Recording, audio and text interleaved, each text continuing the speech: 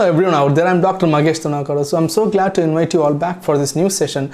In this session, we're going to talk about seafood items. Okay, we all know that seafoods are very delicious, but in this video, we're going to talk about how nutritious these seafoods are and what makes seafood good for your health and what are the health benefits of these seafood items. Okay, this is what we're going to talk about. So you're going to get all the answers to your questions. So make sure you watch this video without skipping it.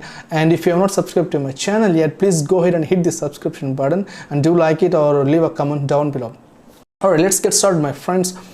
The seafood contains many items like a fish. When you take fish like salmon, sardines, herring fish, tuna, mackerel, many other fish out there, right? And shrimps, scallops, crabs, clams, mussels, and everything, right? Even it includes sea vegetables like algae and seaweed. So what makes a seafood good for your health? We all know everything contains something, right? So when you take poultry or meat, they have some proteins and other things. When you take the seafood items, they have got plenty of essential fatty acids like omega-3 and omega-6 fatty acids. This is DHA and EPA. In addition to these essential fatty acids, they have got vitamins D and A as well. Vitamin D is essential for calcium metabolism, calcium formation. And when it comes to trace elements, it has got selenium and zinc. The selenium and zinc are very essential for your thyroid metabolism. Okay. And what are the health benefits of these seafood items?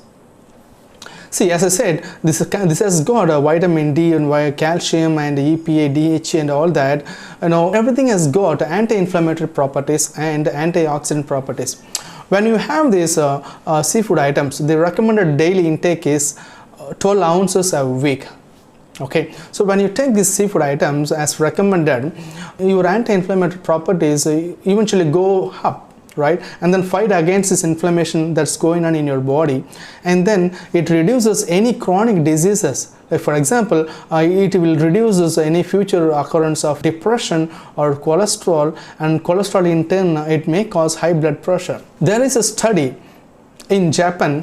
They say that people who take seafood items as recommended, like 12 ounces a week, they less likely get into depression. And the seafood also it improves one's life expectancy. People in Japan, they eat seafood items, and if you take average Japanese life expectancy, it's over 80 or 85 compared to the other countries in the world.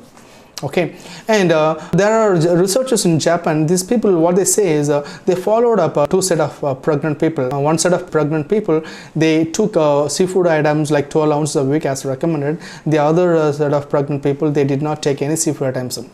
Children born to these pregnant people who took seafood items, these children showed a greater IQ, better IQ than these children who were born to this pregnant mother who did not take seafood. Okay, that's a different story. So what you should be very, very careful of when you eat seafood items. The only thing what you should be very careful about is mercury. This mercury is more predominant in bigger fish like shark, other big fishes. Okay, so smaller fish contain very, very least amount of mercury. Basically, mercury is a neurotoxin. Okay, and even lead. Lead is also there in next to this mercury. So bigger fish may have larger amounts of mercury and lead. Smaller fish, it has got very, very least amount, like things like salmon or herring fish, sardine, tuna, mackerel. They have got they are small fish, so they have least amounts of this mercury or lead. Okay, and on the other hand, there is vitamin D and calcium. These are very, very essential. Vitamin D in turn causes a calcium metabolism and parathyroid hormone. There is a big cycle, so it eventually reduces any metabolic syndrome from any occurrence. Okay. Next thing what we are going to see is how seafood compares to other proteins. For example, when you take a steak, on the other hand you take a fish, okay, like a cod fish or whatever it is. This fish has got more amount of iron when compared to a steak. Okay, and you take a skinless, boneless chicken breast, and then you take a a codfish, a fillet codfish. This has got EPA, DHA and omega-3 fatty acids and zinc and zinc, selenium and vitamin D. It has got vitamin A as well.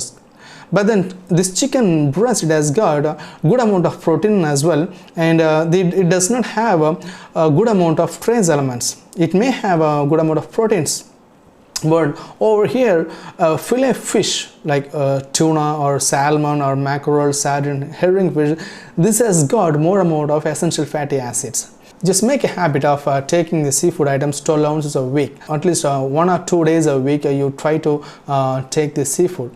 Not only fish, like it could be shrimps, crab or mussels and lobster also.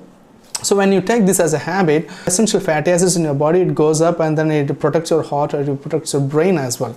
Okay, and this is the point I just try to deliver in this video. I hope you got this enough information about the seafood items. In our next video we're going to talk about more other items. So until then, it's bye bye. See you guys. Have a nice day. Have a good one. Bye bye.